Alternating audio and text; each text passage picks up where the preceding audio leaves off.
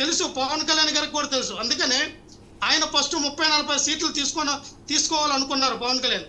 ఆయనకి తెలిసే కూటమి కూడా ఓడిపోతుందని తెలిసే 10 సీట్లుగా పరిమితం అయిపోయారు. మళ్ళీ మీరు 10 సీట్లేమో అని అనొచ్చు, అందరూ 11 టీడీపీకి ఇస్తారు.